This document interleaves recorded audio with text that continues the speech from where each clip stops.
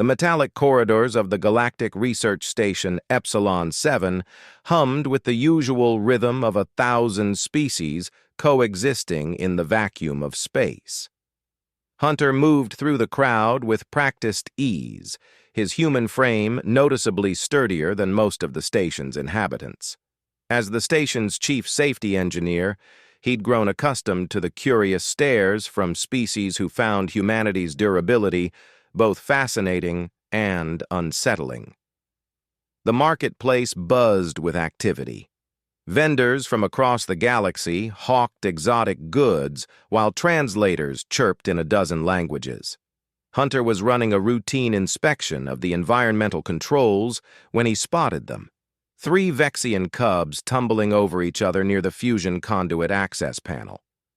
Vexians were a delicate species, their crystalline exoskeletons beautiful but fragile.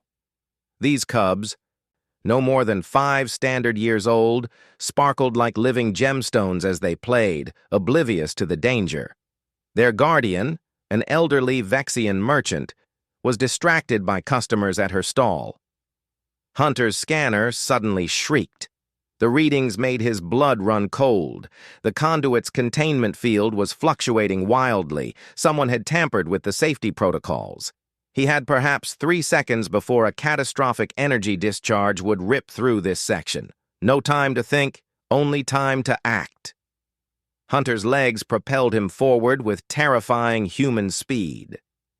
The Vexian cubs looked up, their multifaceted eyes widening in surprise as this massive alien creature barreled toward them. In one fluid motion, Hunter scooped all 3 cubs against his chest, curling his body around them as he dove away from the conduit. The explosion was deafening. Superheated plasma and shrapnel tore through the marketplace. Hunter felt the searing heat against his back, felt debris puncturing his uniform and skin. The kinetic force slammed them into a bulkhead. Through the pain and the chaos, Hunter's only thought was keeping the cubs pressed safely against his torso, his arms and back absorbing everything the explosion could throw at them. Then darkness claimed him. Consciousness returned slowly, accompanied by a symphony of soft, chiming sounds. Hunter's eyes fluttered open to the sterile white ceiling of the medical bay. Every nerve in his body screamed protest as he tried to move. "Patient is regaining consciousness," a cool mechanical voice announced. "Alert, elevated heart rate detected." A medibot floated into view, its sensors scanning him methodically. "Chief Engineer Hunter, you have sustained severe second-degree burns across 43% of your dorsal surface, 3 fractured ribs, a punctured lung, and extensive lacerations. You have been in induced stasis for 72 hours while regeneration treatments were applied." Hunter tried to speak, but his throat was too dry. The medibot, anticipating this, extended a tube of water. After a few painful swallows, Hunter managed to croak out, "The cubs?" "The Vexian juveniles sustained no injuries," the medibot replied with what might have been approval in its synthesized voice. "Your body absorbed the entirety of the blast impact." Relief flooded through Hunter, strong enough to momentarily override the pain. He let his head sink back into the pillow, exhaling slowly. That's when he noticed them. 3 small crystalline forms sat arranged around his bed like tiny, sparkling sentinels. The Vexian cubs were awake and watching him with those enormous, multifaceted eyes. They hadn't moved from their posts, maintaining a vigilant guard over the strange alien who had saved them. The smallest one, whose crystalline structure held hints of amber, noticed Hunter's gaze and made a soft, trilling sound. Immediately, the other 2 perked up, their bodies chiming like wind chimes in excitement. "You're awake!" the amber one chirped in surprisingly clear galactic standard. "You're awake! Guardian said you would wake up!" Before Hunter could respond, the medical bay door slid open. The elderly Vexian merchant rushed in, followed closely by what appeared to be half the station's command staff. Behind them came someone Hunter knew well, Audrey Chen, the station's chief medical officer and his closest friend, aboard Epsilon 7. Audrey's dark eyes immediately assessed him with professional precision, though Hunter caught the flash of relief on her face. "You absolute idiot," she said, but her voice was thick with emotion.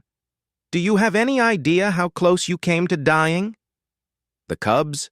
Hunter asked again, needing to hear it confirmed once more. "Safe, thanks to you." Audrey moved to check his vitals personally, overriding the Medibot's protests. "Your back looked like ground meat when they brought you in, Hunter. Another few seconds and the heat damage alone would have been irreversible, even with our technology." The elderly Vexian merchant approached the bed, her crystalline hands clasped together in the Vexian gesture of profound gratitude. "Human Hunter," she said, her voice resonating like crystal bells. "I am Elder Kristara. These are my grand cubs. You have given them life at the cost of your own wellness." "Not much of a cost," Hunter managed a weak smile. "Humans heal pretty well." "That's not the point," Audrey interjected sharply, though she squeezed his hand gently. "You could have called for emergency protocols, evacuated the area." "No time," Hunter interrupted. 3 seconds, maybe less. They would have died." Station Commander Vorath, a towering Zentari with 4 arms and ceremonial battle scars, stepped forward. His species valued warrior prowess above all else, and his expression held newfound respect. "We have reviewed the security footage, Chief Engineer. Your response time was 1.7 seconds from threat detection to protective action. Such reflexes are remarkable." "It's a human thing," Hunter said dismissively, though Audrey snorted. "It's a Hunter thing," she corrected. "Most humans would have frozen or run the other way. Don't sell yourself short." The smallest cub suddenly climbed onto Hunter's bed with surprising agility, settling near his shoulder. The gentle weight felt like warm glass against his skin. "You saved us," the cub said simply. "Mother says humans are the protecting species. That's why we guard you now while you heal." Hunter felt an unexpected lump in his throat. "You've been here the whole time?" Elder Kristara nodded, her crystalline face somehow conveying deep emotion despite its rigid structure. They refused to leave. In Vexian culture, when someone offers their life for another, a resonance bond forms. These cubs have claimed you as their protector bondmate. "They will not leave your side until you are healed." "That could be a while," Audrey warned, glancing at the medical readings. "At least another week of treatment." The amber cub trilled happily. "Then we stay a week.